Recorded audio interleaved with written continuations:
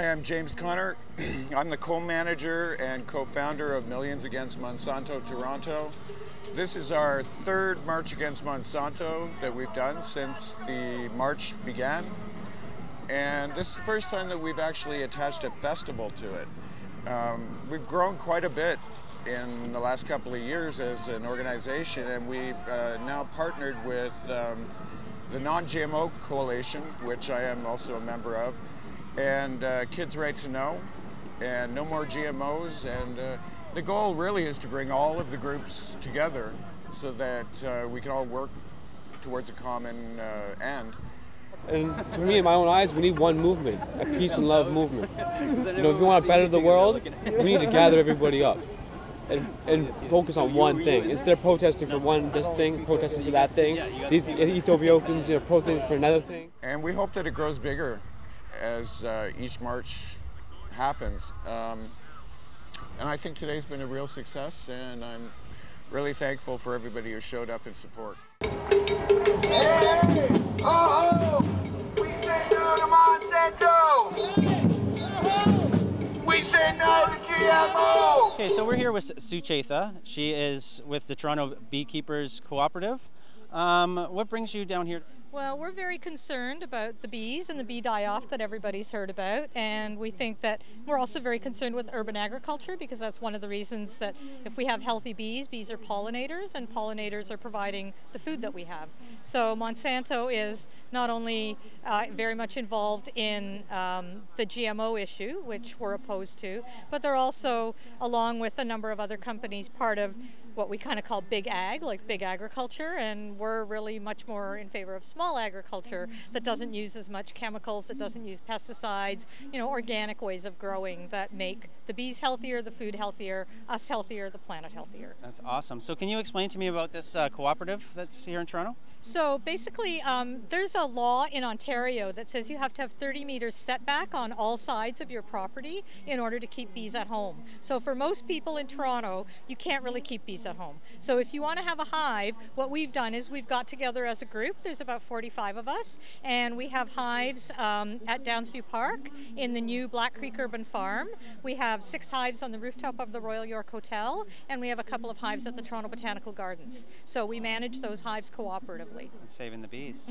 So we help the bees stay healthy, and we get some honey out of it, and we help the pollinators.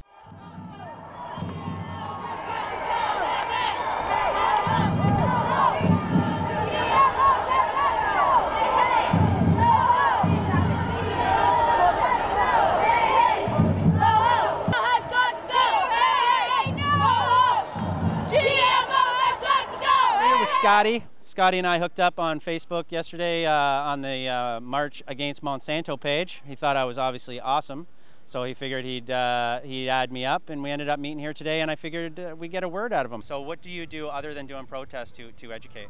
I raised a lot of awareness, and I self-educate myself from pages I follow, and a lot of it I learned from my mother. She's a very strong woman.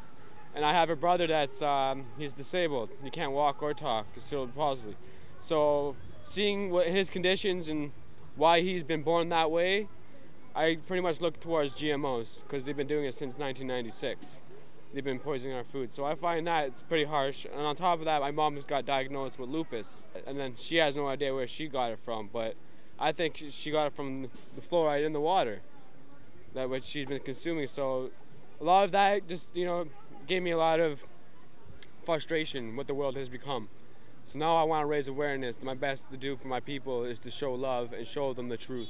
What's your take on the big bee die-off? Because I know we've been researching it, and it has happened in the past many years ago, the same kind of concept. So a lot of people are blaming GMO and Monsanto, and even geoengineering of chemtrails being sprayed. I don't know too much about the past bee die-off, but I think with the current bee die-off, we're looking at multiple reasons for the bee die-off. It's not just one thing. It's not just the GMOs. It's not just the neonicotinoids. It's not just the trucking of the bees. So what we're looking at, I think, is a certain amount of environmental pollution that's everywhere. So for example, with all the chemicals and pesticides pesticides and everything that we're using in today's world, a lot of water has some level of contamination. And so what we're seeing is the bees are a little bit maybe of the canary in the coal mine, where they're very small, they travel a lot, and we're seeing them be impacted in a way that maybe some years down the road, we're going to see broader, maybe even human implications. We now have about 1 million dead bees in the coffin. This is one of the queen bees I found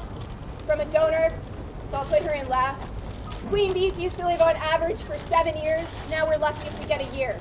It's not a coincidence. Ban neonics.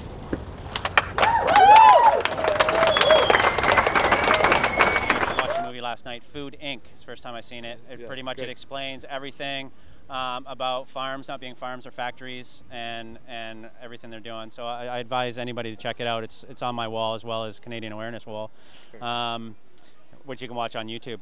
Okay, well, Scotty, I appreciate your time, man. Yes, I appreciate it. Keep on rocking, keep on entertaining, and keep educating everybody. Awesome. All right, man. Peace. Thank you very much.